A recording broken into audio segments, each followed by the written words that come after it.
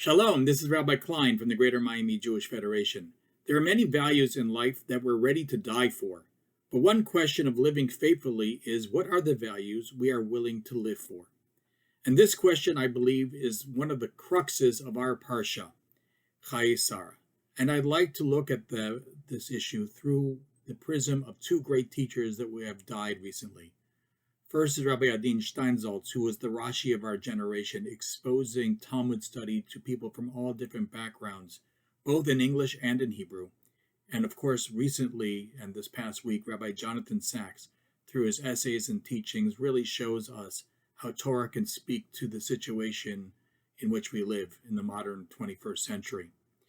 Chayei Sara, the life of Sarah, ironically talks about the death and burial of Sara. And how do you bring life to someone who has died? You carry on their teachings. And what better tribute can we give to these souls than to teach some of their Torah? They both raise similar issues and come to similar conclusions. Rabbi Sachs, in his book, Covenant in Conversation on Genesis, points out that not fewer than 5 times in the beginning of Bereshit does God promise Abraham 2 things. First of all, the land of Israel, and the second, numerous offspring and progeny. So, he's supposedly given the land of Israel, yet at the beginning of this week's parasha, he needs to sit and negotiate a small place to bury his own wife. And then, God blesses him that you're going to have great offspring and be a great nation, yet he's told to send away one son, Yishmael, and the other, who is not young anymore, is still not married. And his son is not taking any initiative either, because he has to send a servant out to find a wife for Isaac. Abraham's already an old man, and neither of these 2 promises seem to have been fulfilled. It's quite ironic. What is going on here? Rav Steinsaltz asks another question. That according to Rav Steinsaltz, the rabbis teach us that there are 10 tests that get progressively harder.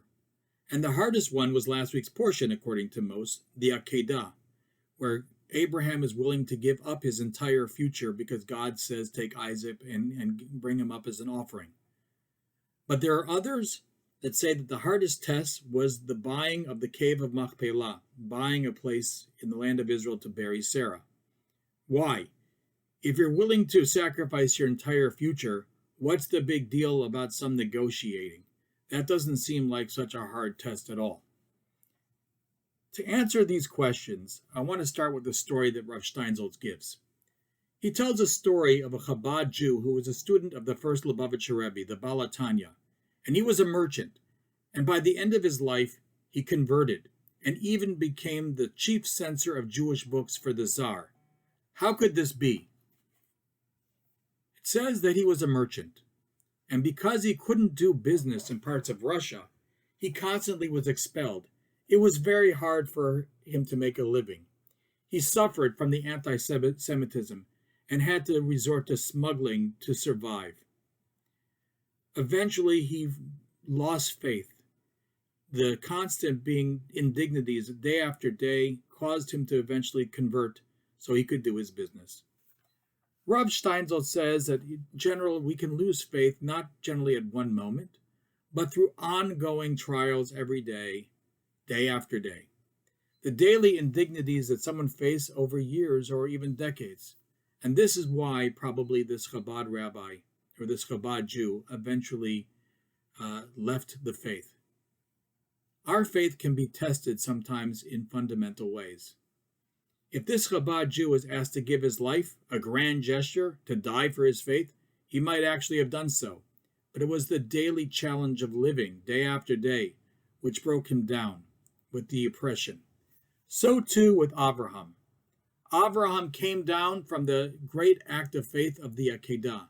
He was willing to give away his son, his whole future, for his faith in God.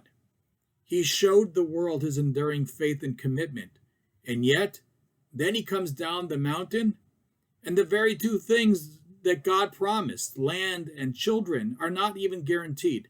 And not only that, then the next parsha, he needs to beg for a piece of land just to bury his own wife. It seems so pathetic. Steinsaltz says, These things are the true test of life. When we have expectations about the promises in store for us and reality continually beats us down, but having faith according to this is playing the long game, knowing that we're going to have to be patient and we may not have gratification immediately. Abraham passed that last test, the haggling for a piece of land to bury his wife, because after all of the promises that God gave him throughout his life and the grand gesture of the Akedah, of the binding of Isaac, he did not succumb to despair. And I'd like to read something from Jonathan Sacks. He says the following: the divine promise is not what it first seems, a statement that God is going to act and fulfill his promises.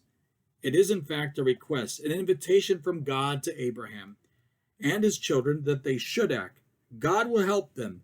The outcome will be what God said it would be, but not without total commitment from Abraham's family against what will sometimes seem to be insuperable obstacles.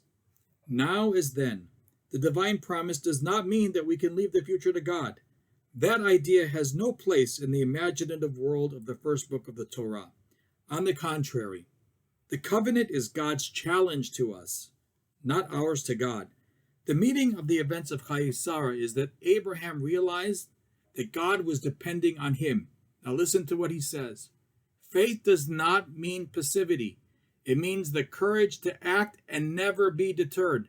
The future will happen, but it is we, inspired, empowered, given strength by the promise, who must bring it about.